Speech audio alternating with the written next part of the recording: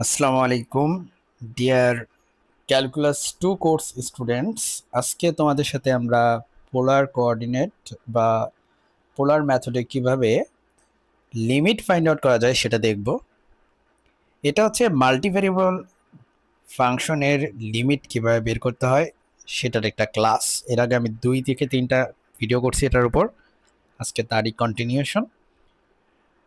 তোমাদেরকে এখানে দেওয়া আছে x⁻³ divided by x square plus y square in the limit when x comma y tends to 0 comma 0। এই যে ম্যাথটা দেখতে পাচ্ছ, এটাকে আমরা হচ্ছে পোলার কোঅর্ডিনেট সিস্টেমের মাধ্যমে সলভ করব। তোমাদের নিশ্চয়ই বুঝতেই পারতেছো কার্টেসিয়ান কোঅর্ডিনেটে দেওয়া আছে এক্স ওয়াই, এগুলো হচ্ছে কার্টেসিয়ান কোঅর্ডিনেট। সেখান থেকে আমরা এটাকে পোলার কোঅর্ডিনেটে নিয়ে যাব, নিয়ে গেলে এটাকে ইজিলি সলভ করা যাবে। কার্টেসিয়ান কোঅর্ডিনেট সিস্টেমের মাধ্যমে এটা সলভ করাটা ডিফিকাল্ট, সেজন্য আমরা কোঅর্ডিনেট সিস্টেম চেঞ্জ করে ফেললে এটা সলভ করাটা ইজি হয়ে যাবে। আশা করি এই কথাগুলো বুঝতে পারতেছো। এখন তোমরা জানো যে পোলার কোঅর্ডিনেট সিস্টেমে কিভাবে নিতে হয় কার্টেসিয়ান কোঅর্ডিনেট সিস্টেম থেকে। তোমরা এখানে দেখতে পাচ্ছ যে আমি লিখছি X equal to R cos theta আর ওয়াই ইকুয়াল টু লিখছি আর সাইন থিটা, এবং আর স্কোয়ার ইকুয়াল টু হয়ে যায় X square plus Y square. এটাই হচ্ছে মূলত কার্টেসিয়ানের সাথে পোলার কোঅর্ডিনেট সিস্টেমের হচ্ছে রিলেশন। যেহেতু এখানে x tends to zero, y tends to zero, so r tends to জিরোই হবে। এখন তুমি যদি একটু খেয়াল করো, এখানে যেখানে পাবে এক্স সেখানে তুমি বসিয়ে দিবে আর কস থিটা, সুতরাং এক্স কিউব হয়ে যাবে আর কিউব কস কিউব থিটা।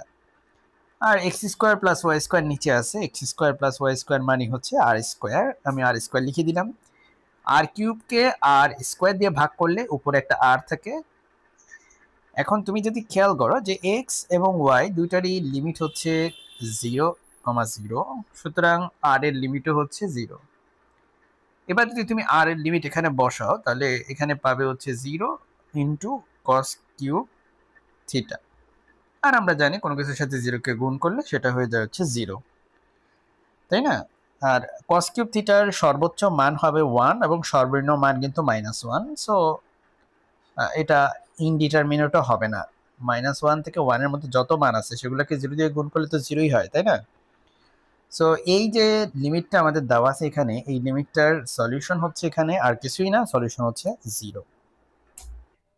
নিচে থাকা দুটো প্রশ্ন, এটা কিন্তু দেখেই যদি মন চায় যে পোলার মেথডে সলভ করি, তাহলে দেখবে যে তুমি ধরা খাবা, কারণ এই দুইটা ম্যাথ পোলার মেথডে সলভ করা যায় না। চলো আমরা সেটা বোঝার চেষ্টা করি, কেন এই দুইটা ম্যাথকে আমরা চাইলেও পোলার মেথডে সলভ করতে পারবো না। তো প্রথমেই তুমি দেখতে পাচ্ছ limit x, y tends to 0, 0 x⁻³ divided by x square plus y to the power 4। আমি বাম পাশেরটার কথা বলছি।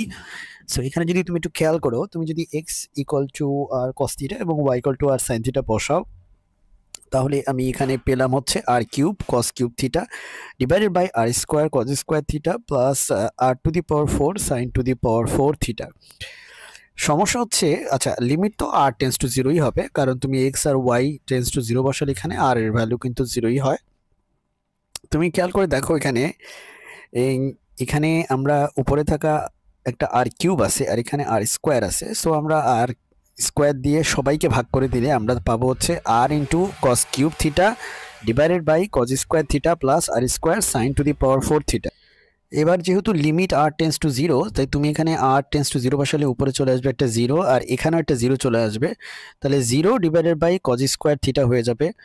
এখন তো তোমার খুব ইচ্ছা করবে 0 ডিভাইডেড বাই কজ স্কোয়ার থিটাকে তুমি 0 দাবি করতে, ইচ্ছা তোমার করবে, কিন্তু তোমাকে মনে রাখতে হবে যে থিটার মান যখন π/2, 3π/2 বা 5π/2 এরকম মান হয়, তখন কজ স্কোয়ার থিটার মান কিন্তু 0 হয়ে যায়। তার মানে থিটার এই ভ্যালুগুলোর জন্য কজ স্কোয়ার থিটা যদি 0 হয়ে যায় তাহলে উপরেও 0 নিচেও 0।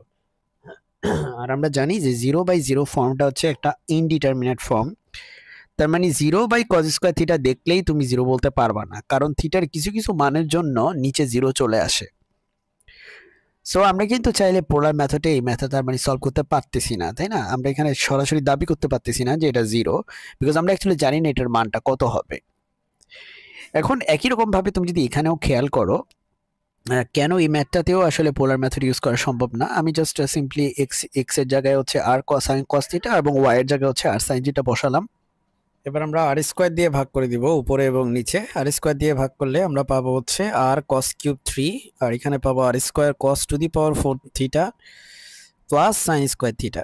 যেহেতু আর টেন্স টু 0, সো যদি আমি এখানে বসাই এখানে উপরে পাবো 0 আর নিচে এইটুকুর জন্য আমি 0 পাবো, কিন্তু এই পার্টে কোনো আর না থাকায় এটা হচ্ছে সাইন স্কোয়ার থিটাই থাকবে। তাহলে উপরে হচ্ছে 0 আর নিচে হচ্ছে সাইন স্কোয়ার থিটা। দেখেই মন চাইবে তোমার 0 লিখতে, কিন্তু লিখবা না, কারণ দেখো থিটার যখন 0, পাই, 2 পাই এই সমস্ত মান হয় তখন সাইন থিটা কিন্তু আসলে সাইন স্কোয়ার থিটা কিন্তু তখন হয়ে যায় 0। আর উপরেও 0 নিচেও 0 থাকলে সেটাকে আমরা বলি ইনডিটারমিনেট ফর্ম। তার মানে পোলার মেথডেও এটা আসলে সলভ করা সম্ভব না। এই যে প্রবলেমটা এটা হচ্ছে পোলার মেথডেও সলভ করা প্রবলেম, মানে এই প্রবলেমটা সলভ করা সম্ভব না। সো আমরা একটু কেয়ারফুল থাকবো যে আমরা এই ম্যাথটা সলভ করতে পারি।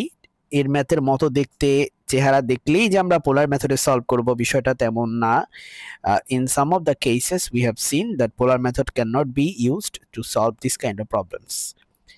সো আই হোপ আমি বোঝাতে সক্ষম হয়েছি। পরবর্তী ভিডিও দেখার আমন্ত্রণ রইল। আসসালামু আলাইকুম।